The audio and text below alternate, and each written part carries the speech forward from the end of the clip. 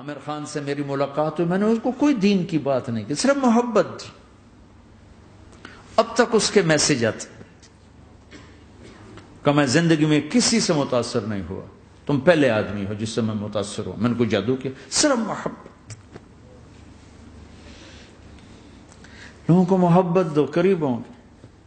میں جب گیا بڑی مشکل سے اللہ نے، ملاقات کا کوئی راستہ ہی نہیں تھا، وہ مجھے نہیں جانتا تھا، میں اسے نہیں جانتا تھا، تو کوئی موقع نہیں مل رہا تھا ملاقات کا. تو اللہ نے شاہد آفریدی کو بھیج دیا. شاہد آفریدی اس کی دوستی تھی، ہمارا جو کرکٹر ہے. میں نے اس سے فون پر کہا یار میری ملاقات تو کرا. اس نے ملاقات کروائی. تو اس نے مجھے کہا آدھا گھنٹہ ہے، آدھا گھنٹہ. جب میں پہنچا میکسیمم پونا گھنٹہ. میں کہا ٹھیک.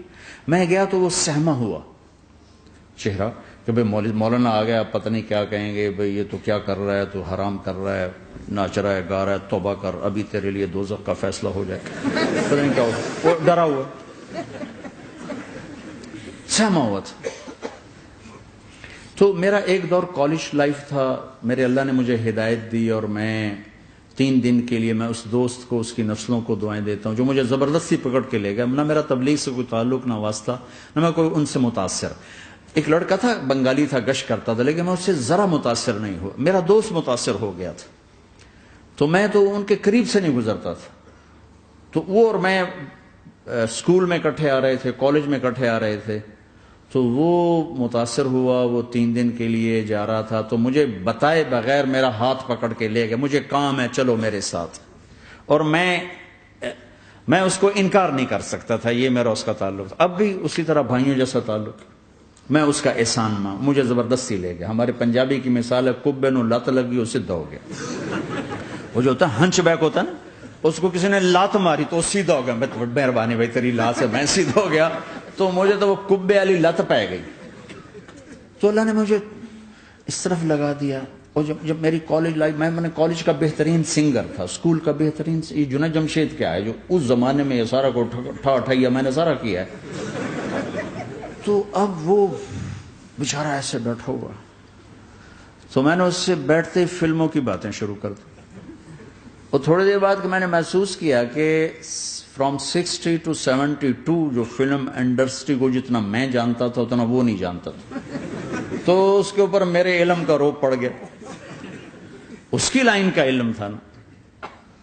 تو حیران پریشان، یہ واز تو ہو رہی ہے. تو کبھی دلیپ کمار کی باتیں شروع ہو گئیں، کبھی راج کپور کی شروع ہو گئی، اور کبھی محبوب صاحب شروع ہو گئے، کبھی مدن موہن شروع ہو گئے. وہ آدھا گھنٹہ تو یوں ہی گزر گیا. تو آدھے گھنٹے کے بعد میں نے کہا جی ہمارا تو ٹائم اوور کا نہیں، اٹھیں چلے ادھر چل کے بیٹھتے. وہ کھانے کی ٹیبل پر تھے تو ہم وہاں جا کے بیٹھ گئے.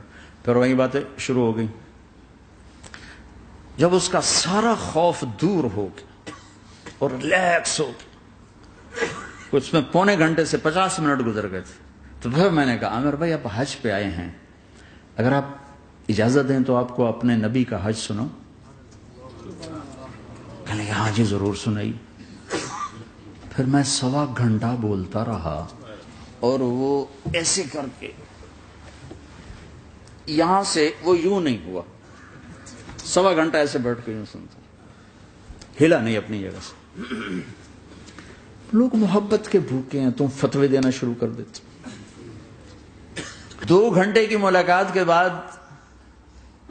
جب ہم نکلے تو نیچے تک چھوڑنے آیا عامر خان. حج کے بعد میں نے کہا ایک ملاقات اور ہو جائے گا، ضرور ہوگی. پھر اس کا میسج آیا کہ میں مدینے چلا گیا ہوں، معذرت چاہتا ہوں. میں نے کہا میں مدینے آ جاؤں گا. میں مدینے پہلے ہو آیا تھا حج سے پہلے. تو اس نے کہا کہ آپ 14 تاریخ کو آ جائیں، 4 سے 6 کا ٹائم میں نے آپ کے لیے رکھا ہے. تو میں، جنید اور ایک اور ساتھی ہم دوبارہ وہاں چلے گئے 4 بجے. 4:15 ہم اس کے ساتھ ہماری سٹنگ شروع ہوئی. 4:15 سے 10:15 تک 6 گھنٹے مسلسل. اور اس کے ماتھے پہ ذرا نشان نہیں آیا کہ میں بور ہو رہا ہوں. اور اس کے بعد ہم اٹھے، اس کا جی نہیں چاہ رہا تھا کہ ہم اٹھ کے چلے جائیں. محبت. پھر ایک امتحان پڑ گیا. میں اجتماع میں تھا رائمنڈ کے پچھلے سال. اس کا میسج آ گیا میری فلم تلاش آ رہی، اس کی کامیابی کی دعا کرو. اے چنگی بڑی. میں نے کہا اب کیا کروں؟ جواب دینا بھی ضروری، دعا بھی نہیں ہو سکتی، کیا کروں؟ تو جب وہ میسج آیا تو میرے سامنے کوئی 10-12 علماء بیٹھے تھے. میں نے کہا بھائی یہ میسج ہے، اس کا جواب. کہا جی یہ ہمارا فیلڈ نہیں تمہارا ہے، تو ہی جواب دے. میں سارا دن سوچتا رہا، مجھے کوئی جواب سمجھ میں نہیں آیا کہ جان بھی بچ جائے، جواب بھی چلا جائے. پھر اگلا دن بھی گزر گیا، مجھے کچھ سمجھ میں نہیں آیا.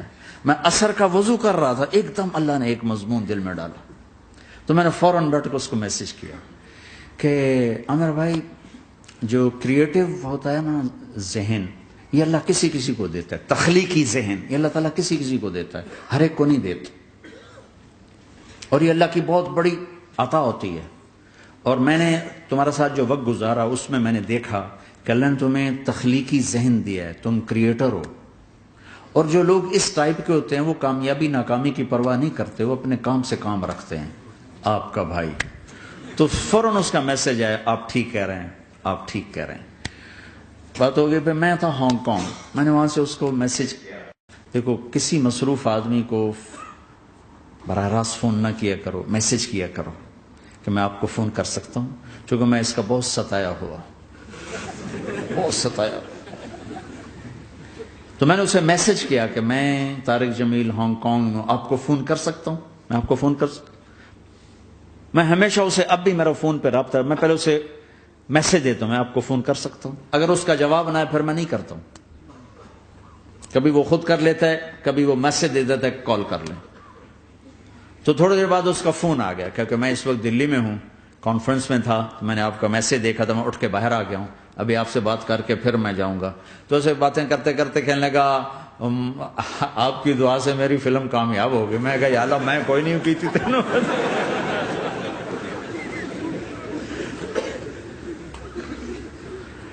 بھائیو محبتیں بانٹو، نفرتیں تو پہلے ہی بہت پھیل چکی.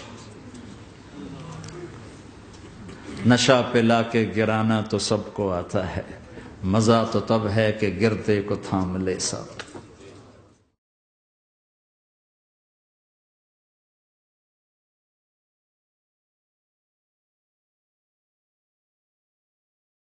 لا إله إلا الله محمد رسول الله عليه صلاة الله وآله والأحبة.